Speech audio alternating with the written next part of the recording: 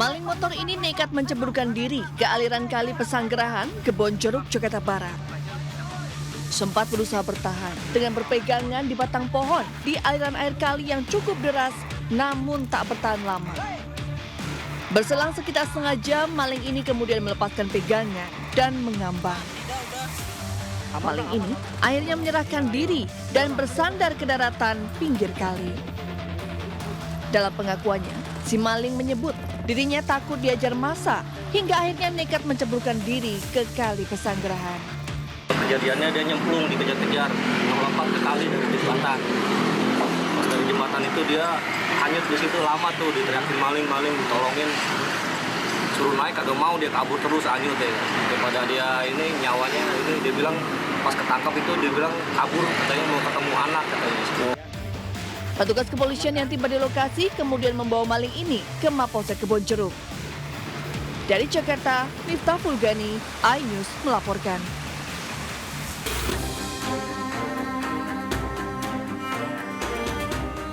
Dalam rekaman CCTV di salah satu sudut Desa Selok Awa-Awar, Kecamatan Pisiran, Lumajang ini, nampak dua orang pria berjalan kaki mengamen dari rumah ke rumah.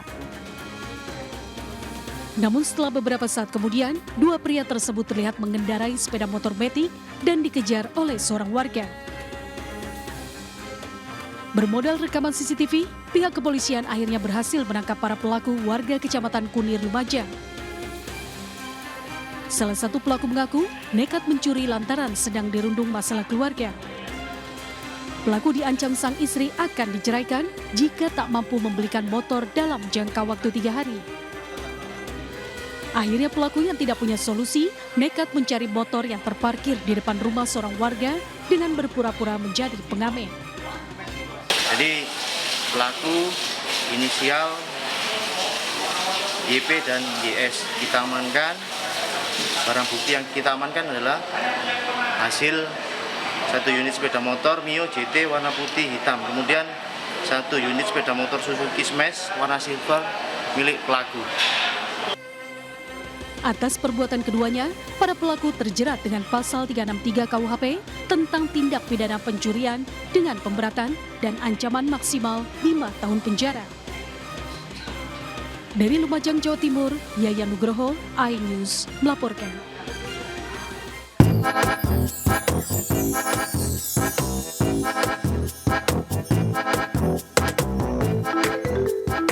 Abang Pinky Boy mau ngapain tuh? Dari gayanya udah kece abis Cekiders, tapi kelakuannya bikin miris. Si abang ini dengan berani mencuri helm dari motor lain. Dasar ente bang, gaya kece, ekonomi kere.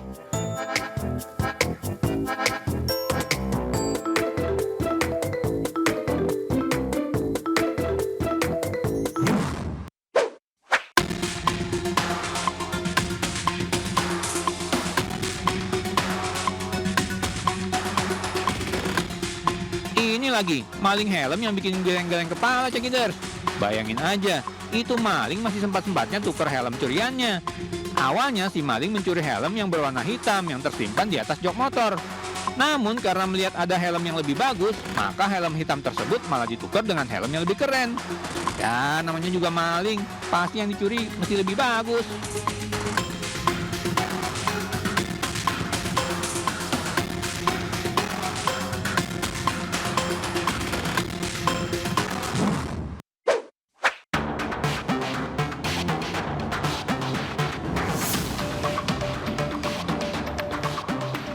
Salah satu warung di Jalan Todopuli, Kota Makassar ini didatangi pelaku pencurian Cekiders. Pelaku awalnya berpura-pura menjadi pembeli. Namun seketika niat jahatnya muncul karena melihat ponsel tergeletak di atas kardus. Dengan menutupi kantong yang dibawa pelaku, ponsel pun berhasil diembat. Dalam waktu singkat, pelaku curi ponsel ini sukses ditangkap polisi. Barang bukti ponsel curian turut diamankan. Di hadapan polisi, pelaku mengaku hilaf karena dirinya ingin memiliki ponsel untuk digunakan sehari-hari.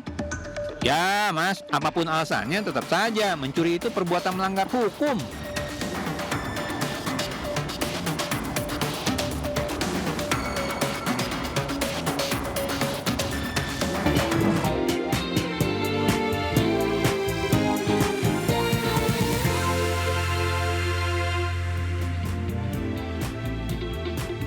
Halo, selamat pagi pemirsa. Selama 60 menit ke depan kami telah menyiapkan sejumlah informasi menarik. Bersama saya, Sabrina Sila, inilah Buletin News Pagi selengkapnya.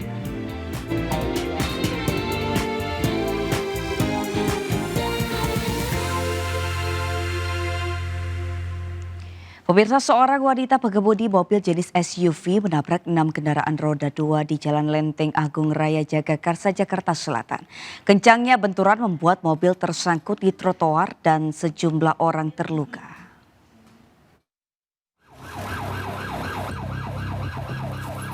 Mobil jenis SUV ini mengalami ringsek pada bagian depan setelah menabrak 6 kendaraan roda 2 yang tengah terparkir di pinggir Jalan Lenteng Agung Raya Jagakarsa, Jakarta Selatan, Jumat siang. Kerasnya benturan ban depan mobil pecah hingga badan mobil naik dan tersangkut di trotoar.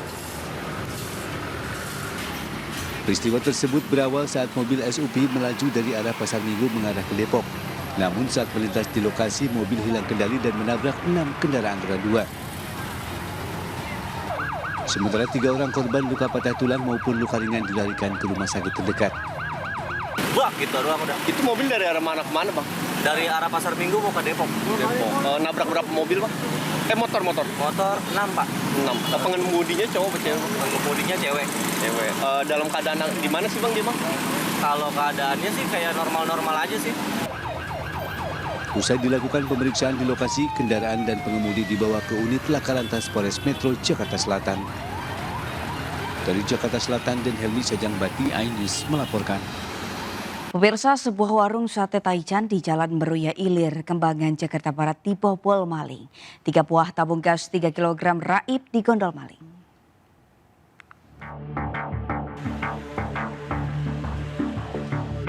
Rekaman video ini memperlihatkan aksi seorang maling membobol sebuah warung sate Taichan yang berada di Jalan Meruya Ilir, Kembangan, Jakarta Barat. Maling beraksi pada pagi hari masuk ke rumah korban dan langsung menuju dapur.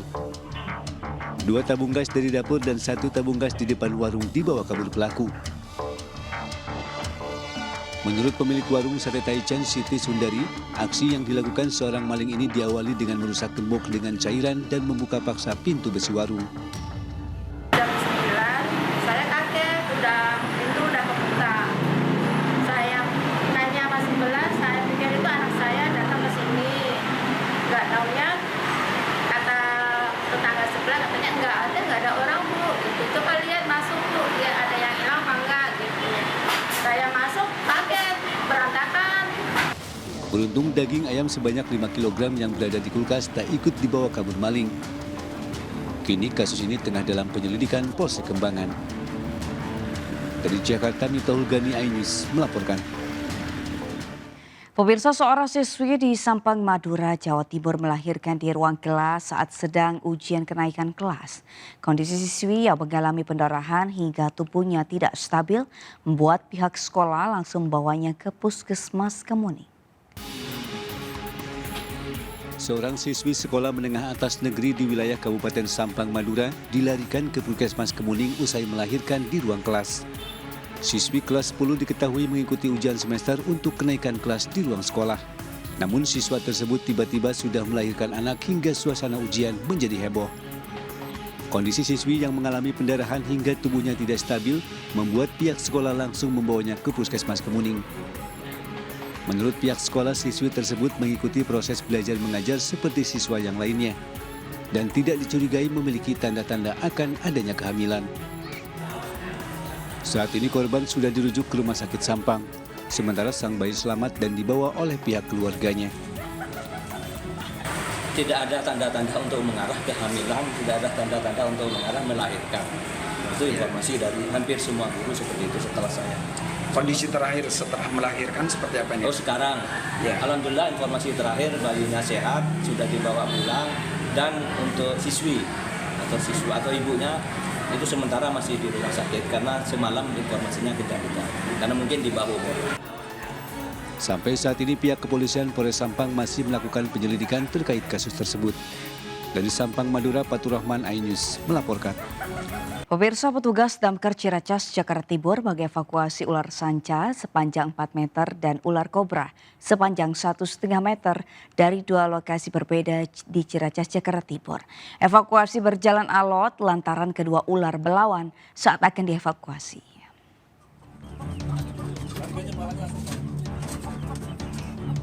Menggunakan alat pencapit, petugas rescue pemadam kebakaran berupaya menangkap seekor ular sanca sepanjang 4 meter yang bersarang di dalam kandang ayam milik warga di Jalan Tanjung, Ciracas, Jakarta Timur. Ular berukuran besar ini pertama kali ditemukan warga yang hendak memberi pakan ayam peliharaannya. Terkejut melihat ada ular melingkar di dalam kandang ayam, warga pun langsung menghubungi petugas rescue pemadam kebakaran. Tak sampai di situ, petugas damkar juga mengevakuasi seekor ular kobra sepanjang 1,5 meter dari kolam ikan di rumah warga di Jalan Cibubur, Ciracas, Jakarta Timur. Evakuasi berlangsung alot lantaran ular kobra memberikan perlawanan. Meski demikian, petugas akhirnya berhasil menangkap ular kobra tersebut menggunakan alat pencapit. Seperti inilah penampakan ular king cobra sepanjang 3 meter yang masuk rumah warga di daerah Puncak Langik, Jorong Kampuang, Kabupaten Solok Selatan, Sumatera Barat. Ular berbisa yang dikenal mematikan ini bersembunyi di balik tempat tidur sehingga membuat pemilik rumah ketakutan. Proses evakuasi dibantu pawang ular berlangsung tak kurang dari 30 menit. King cobra panjang 3 meter tersebut masuk jam 5 sore langsung ke kamar dia. Jadi posisi rumah ini di pinggir bukit dan ada perladangan. Jadi bisa dipastikan ular kobra tersebut dari situ berasal. Menggunakan tongkat pengait, sang pawang akhirnya bisa mengevakuasi ular king cobra. Dari Jakarta dan Solok, Sumatera Barat, tim liputan iNews melaporkan. Pemirsa, tempat wisata Tirta Agung yang terletak di Bondowoso, Jawa Timur porak-poranda diterjang angin puting beliung. Selain merusak tempat wisata, angin puting beliung juga merusak belasan rumah yang ada di kawasan sekitar tempat wisata. Inilah kondisi lokasi wisata Tirta Agung yang terletak di Desa Sukosari, Kiduk, Bondowoso pasca diterjang angin puting beliung. Akibat terjangan angin puting beliung atau angin puyuh ini, sejumlah fasilitas wisata seperti gazebo, pengunjung, dan lapak warung mengalami kerusakan. Warga mengatakan angin puting beliung ini menerjang sebelum hujan deras turun di kawasan tersebut. Selain merusak lokasi wisata, angin ini juga merusak 14 rumah. Rata-rata rumah tersebut rusak di bagian atap yang tersapu angin.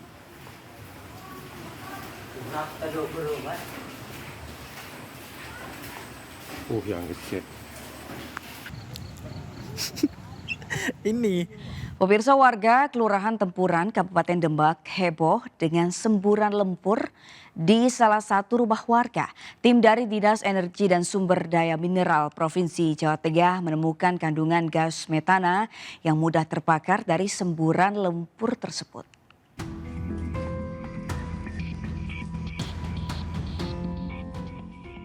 Tim dari Dinas ESDM Jawa Tengah mendatangi rumah milik Muhammad Soali, warga RT 4 RW 1 Kelurahan Tempuran. Kedatangan tim untuk menyelidiki semburan gas lumpur di salah satu ruangan. Dari hasil pemeriksaan, petugas mendapati adanya kandungan gas metana yang mudah terbakar. Untuk memastikan, petugas mengambil sampel lumpur untuk dilakukan uji lab. Sebagai antisipasi, pemilik rumah diminta membuat saluran pipa keluar rumah agar gas tidak terkurung di dalam ruangan. Rencananya tim akan kembali datang 3 hari mendatang untuk kembali melakukan pengecekan.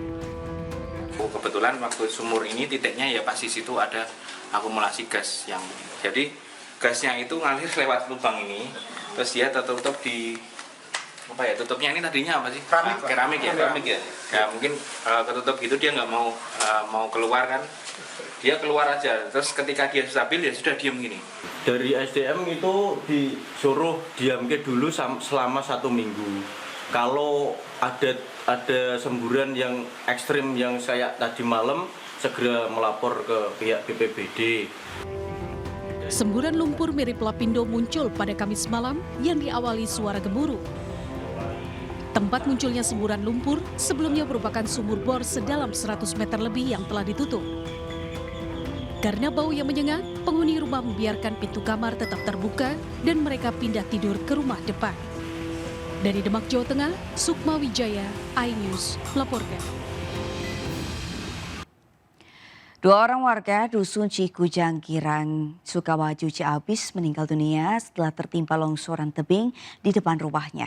Longsor tebing setinggi 5 meter tersebut terjadi saat pemilik rumah akan mengungsi sambil menggendong cucunya yang masih berumur 14 bulan.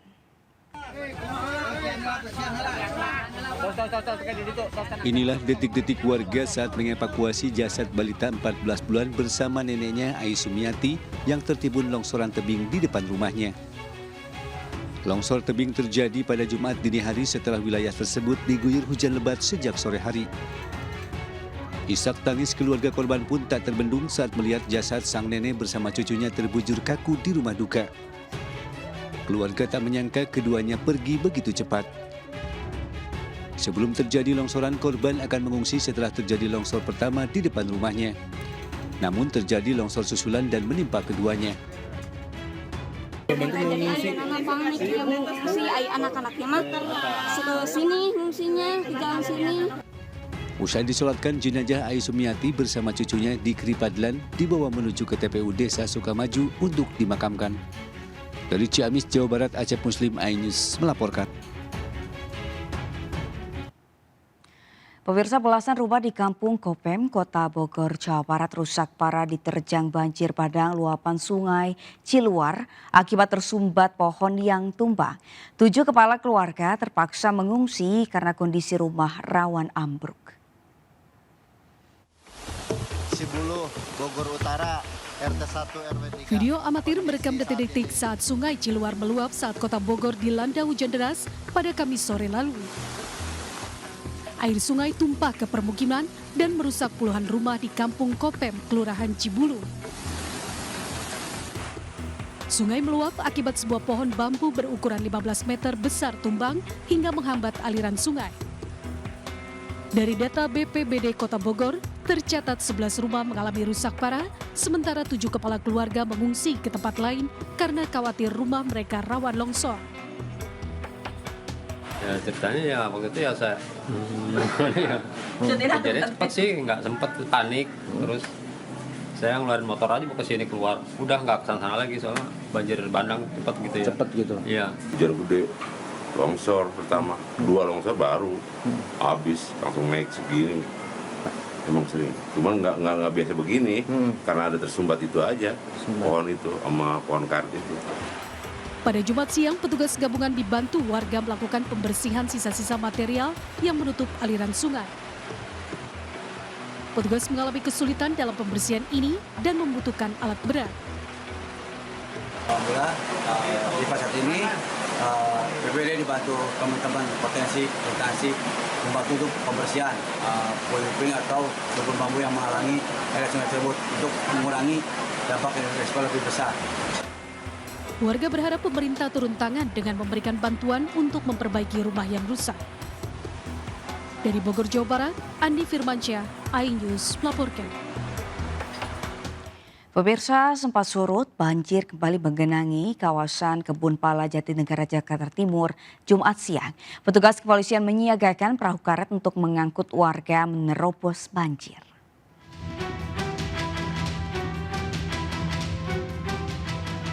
Sejumlah petugas kepolisian Polda Metro Jaya bersiaga di permukiman Kebun Pala yang kembali tergenang banjir. Banjir sempat surut pada Kamis malam, akan tetapi pada Jumat pagi, air kembali menggenangi wilayah yang rawan banjir bila Kali Ciliwung meluap. Personel polisi disiagakan bersama perahu karet guna membantu warga yang akan beraktivitas keluar permukiman. Selain itu, petugas kepolisian diperbantukan membersihkan rumah warga saat banjir surut. Dampak banjir yaitu pintu air Katulampa mengalami siaga 2. Kami di sini berjalan untuk melaksanakan evakuasi dan membantu warga untuk bersih-bersih rumah. Sementara banjir kiriman bendung Katulampa Bogor yang merendam permukiman RW 11 Kelurahan Bidara Cina mulai surut pada Jumat siang. Meski demikian, di sejumlah titik masih ada sisa genangan air setinggi 30 sampai 50 cm. Karena banjir tidak lagi masuk ke dalam rumah, warga pun mulai membersihkan rumahnya dari sampah dan lumpur yang terbawa banjir. Sangat repot, lihat aja sekarang kan belum lagi anak saya serotin, kita nyerotin, nyemprotin, belum lagi bahan-bahan yang rusak gitu. Bukan saya aja, semua warga yang kebanjiran di. Warga berharap pemerintah segera menyelesaikan proyek sedotan Kali Ciliwung agar wilayah mereka tak lagi menjadi langganan banjir kiriman dari Bogor. Dari Jakarta, tim liputan iNews melaporkan.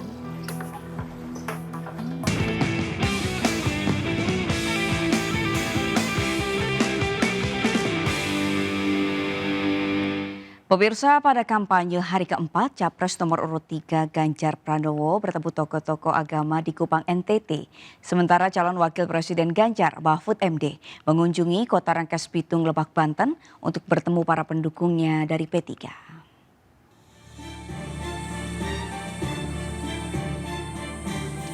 Pada kampanye hari keempat, Ganjar mengunjungi Kupang, Nusa Tenggara Timur.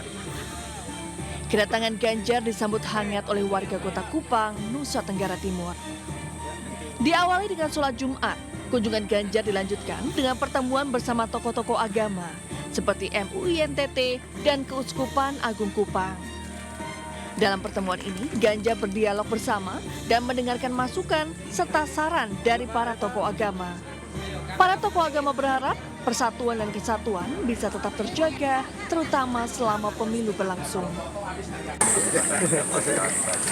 Masukan-masukan yang sangat bagus. Di tengah-tengah kita akan mengikuti proses politik yang namanya pemilu. Kita jaga yuk persatuan, jangan ribut yuk, jangan hoax yuk. Nah, ini yang saya rasakan, rasakan. Maka persatuan yang saya coba salah satu kontestan saya berpikir. Usai pertemuan, Ganjar melanjutkan kegiatan dialog kebangsaan dengan mahasiswa Universitas Nusa Cendana. Sementara pada kampanye hari keempat, Cawapres nomor urut 3 Mahfud MD menyambangi kota Rangkas Bitung, Lebak, Banten. Dalam lawatannya, Menko Polhukam RI tersebut disambut para pendukung P3 seprovinsi Banten. Mahfud MD datang bersama Ketua Tim Pemenangan Daerah Banten, Rano Karno. Para pendukung juga berdoa untuk kemenangan Ganjar dan Mahfud. Ini keliling saja dari malam bersama Ketua TPD. Lalu ini siang ini saya khusus bicara P3, Partai Persatuan Pembangunan yang merupakan salah satu partai koalisi yang mengusung pasangan Ganjar Mahfud. Saya melihat P3 punya potensi untuk meraih suara sebanyak-banyaknya baik untuk Ganjar maupun untuk P3 sendiri. Sebelumnya, Mahfud juga telah menghadiri kegiatan halakoh kebangsaan di Pondok Pesantren Malnu, Menes, Pandeglang, Banten. Tim liputan iNews melaporkan. Pemirsa, putra Capres Ganjar Pranowo Muhammad Jinedin Alam Ganjar berkunjung ke Makassar, Sulawesi Selatan Jumat kemarin. Kedatangan Alam ke Makassar untuk menghadiri diskusi dengan komunitas Gen Z dan Masikola tentang disparitas pendidikan. Tiba di Makassar, Alam singgah untuk sarapan semangkuk coto khas Makassar dihidangkan aroma coto Jagad Makassar. Sembari menunggu makanannya datang, Alam diajak swafoto dengan warga Makassar. Warga Makassar menyambut baik kedatangan Alam. Mereka menilai Alam sosok anak yang cerdas, kreatif, dan berjiwa muda. Setelah sarapan, Alam melanjutkan perjalanannya kegiatan Bincang Masikola, Gerakan Pemuda Kota Makassar bersama relawan Makassar Siap Sekolah. Kegiatan bincang ini dihadiri sejumlah pakar dan praktisi muda yang membahas soal dunia pendidikan. Dalam Bincang Masikola ini, putra tunggal pasangan Ganjar Siti Atiko menilai sistem pendidikan saat ini masih mengedepankan aspek kognitif yang menurutnya tidak cukup. Kalau saya sih pengennya yang jelas pendidikan itu benar-benar bisa menjadi hak dasar bagi semuanya. Yaitu akses yang udah gak perlu dipertanyakan lagi. Dan itu semua orang gak perlu mikir gitu loh. Bagaimana aku besok melanjutin sekolah, tapi aku ada ini tuh menjadi hal yang tidak perlu dipikir. Tinggal datang sekolah, tinggal belajar, itu harapan untuk kedepannya. Alam juga menambahkan pentingnya setiap keluarga memperoleh akses pendidikan yang layak sehingga bisa berdampak terhadap kemajuan SDM dan kesejahteraan masyarakat. Tim Liputan iNews melaporkan. Sementara itu pasangan Capres-Cawapres nomor urut 1 Anies Baswedan dan Caimin bertemu dengan relawan Garda Matahari yang dihadiri pimpinan-pimpinan Muhammadiyah di Jakarta. Dalam kampanyenya Anies dan Caimin menyampaikan janjinya untuk membuat harga pangan semakin terjangkau.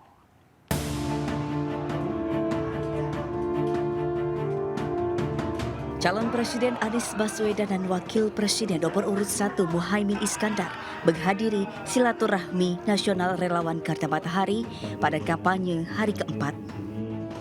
Acara ini dihadiri pula oleh 30 pimpinan wilayah Muhammadiyah dan 23 perwakilan perguruan tinggi Muhammadiyah serta Ketua Pengurus Pusat Muhammadiyah Anwar Abbas. Dalam kampanyenya hari ini, Anies dan Caimin menyampaikan janjinya untuk membuat harga pangan semakin terjangkau serta memperluas lapangan pekerjaan, terutama bagi kalangan muda. Perluasan lapangan pekerjaan sehingga anak-anak muda yang sudah sekolah, yang sudah kuliah bisa mudah mendapatkan lapangan pekerjaan. Caranya dengan mendorong investasi di sektor-sektor yang padat karya. Kegagalan full food estate itu diulang lagi, maka kita akan betul-betul dikendalikan oleh para importer pangan. Itu contohnya bahaya banget itu. Yang kedua, KKN Orde Baru. Itu akan tumbuh lagi kalau kita tidak siap-siap memenangkan ini. Anies juga sempat mengingatkan kembali jika pemilu presiden 2024 bukan tentang pergantian pemimpin, melainkan adanya orientasi baru dalam pembangunan Indonesia ke depan. Dari Jakarta, Anissa Septiarani, M. Indra, iNews melaporkan. Calon Presiden nomor urut 2 Prabowo Subianto menghadiri deklarasi dukungan dari organisasi Pandawa 5 di Jakarta Jumat sore. Sedangkan Gibran Rakabuming Raka membagikan sembako kepada warga di Penjaringan.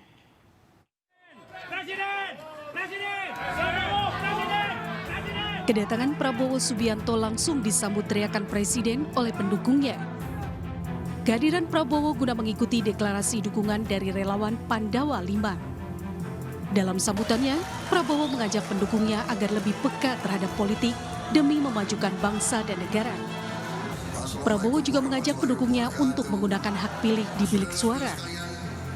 Untuk memenangkan suara pasangan Prabowo Gibran, Sekjen Pandawa 5 Muhammad Rianto Panjaitan mengaku telah menerjunkan kekuatan secara penuh untuk melakukan sosialisasi di seluruh daerah.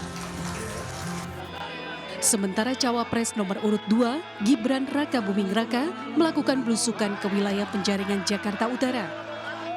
Selain menyapa warga, pada kesempatan tersebut Gibran membagikan sembako, susu, dan buku. Pokoknya nanti anak-anak jangan lupa susunya, nanti sembako akan dibagikan oleh panitia. Anak-anak, ibu-ibu jangan hujan-hujan ya. Pokoknya nanti terbaik semuanya dapat ya. Sehat semua. Dari Jakarta, tim iNews melaporkan. Pemirsa, jelang pemilu 2024 Partai Perindo terus mempersiapkan saksi untuk ditempatkan di tiap tempat pemungutan suara. Di Kabupaten Bandung dan Kabupaten Bandung Barat, para rekruter dibekali kartu tanda pengenal khusus yang akan bertugas merekrut saksi.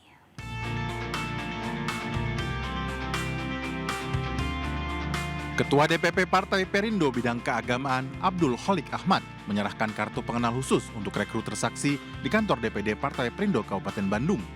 Para rekruter juga dibekali tips dalam merekrut saksi TPS. Sedikitnya 11.034 saksi dibutuhkan untuk mengawal suara di 11.000 lebih TPS di 31 kecamatan di Kabupaten Bandung, Jawa Barat. Pemantauan sekaligus juga memastikan bahwa tim rekruter untuk Dapil 1, 4, dan 7 Kabupaten Bandung itu dipastikan sudah siap untuk melakukan rekrutmen saksi. Sudah terbentuk saksi 1.500. Itu yang dikerjakan oleh pengurus DPD dan pengurus DPC dan DPRT, berikut relawan atau tim-tim kader. Sementara itu, Caleg DPR RI Dapil Jabar II Abdul Khalik Ahmad juga mengunjungi Desa Cimanggu, Kecamatan Ngamprah di Kabupaten Bandung Barat untuk bertemu para rekruter yang akan merekrut para saksi untuk mengisi 5.000 lebih TPS. Nantinya, para saksi bisa melaporkan hasil perolehan suaranya langsung ke aplikasi khusus untuk memantau perolehan suara agar suara terjaga dengan baik. Tim Liputan iNews melaporkan.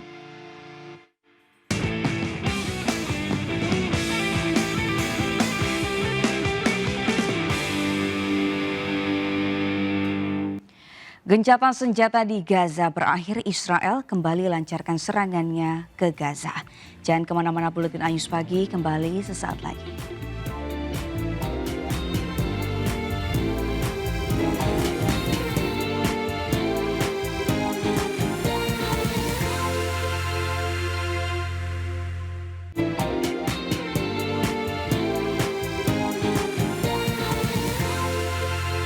Pemirsa, Kementerian Pariwisata dan Ekonomi Kreatif bersama dengan jasa pengiriman berbasis digital menggelar e-Kuliner Awards 2023 sebagai ajang apresiasi kepada UMKM seller kuliner.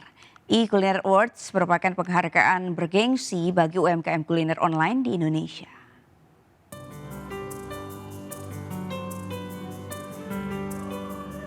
Dengan mengusung tema tumbuh bersama UMKM, e-Kuliner Awards 2023 berlangsung di Gedung Sabta Pesona Jakarta pada hari Kamis lalu. E-Kuliner Award merupakan program pemerintah dalam upaya meningkatkan pemasaran kuliner di Indonesia. Program tersebut searah dengan misi Paksel untuk membantu mendigitalkan UMKM di seluruh Indonesia. Pada Kuliner Award 2023, terdapat 50 nominasi dengan 10 kategori. Di antaranya kategori e-Kuliner Nasional, e-Kuliner Jabodetabek, e-Kuliner Jawa Barat, e-Kuliner Jawa Tengah, e-Kuliner Jawa Timur, e-Kuliner Bali dan Makassar, serta e-Kuliner Pulau Sumatera. 10 pemenang dipilih berdasarkan jumlah pengiriman terbanyak menggunakan Paksel pada bulan Januari 2023 hingga Oktober 2023 dengan total lebih dari 300.000 UMKM kuliner online dari Jawa, Bali, Makassar, dan Sumatera. Wisatawan Nusantara itu mengunjungi daerah itu adalah karena kulinernya. Nah, oleh karena itu kita menghadirkan melalui kolaborasi dengan Paksel agar kuliner daerah itu bisa dinikmati. Nah, hari ini 10 kuliner terbaik Nusantara kita selebrasi dan apresiasi. Kita sih sangat senang sekali ya dan bangga banget karena ini dari 300.000 UMKM kuliner. Ya, seluruh cakupan kita dari Sumatera, Jawa, Bali, dan Makassar. Dan pasti juga harapan kita kan ya tahun depan kita bisa tambah lagi kota supaya ya setiap UMKM di Papua dan juga Sulawesi dan Kalimantan juga ikut bisa berpartisipasi. Paksel merupakan perusahaan logistik berbasis teknologi digital yang menawarkan inovasi dan kepedulian sosial sebagai landasan dalam beragam layanannya. Di antaranya melalui pemasaran Paksel Market, pengiriman sehari sampai, dan dijamin makanan aman. Dari Jakarta, Tim Liputan iNews melaporkan. Dan pemirsa, informasi tadi sekaligus mengakhiri perjumpaan kita hari ini. Mari ulurkan tangan Anda untuk berbagi kebaikan kepada sesama bersama MNC Peduli melalui nomor rekening di bawah ini atau dengan scan kris berikut melalui aplikasi uang digital Anda. Informasi lebih lengkap dapat diakses di mncpeduli.org. Saya Sabrina Hasilah pamit undur diri. Terima kasih. Selamat pagi. Sampai jumpa.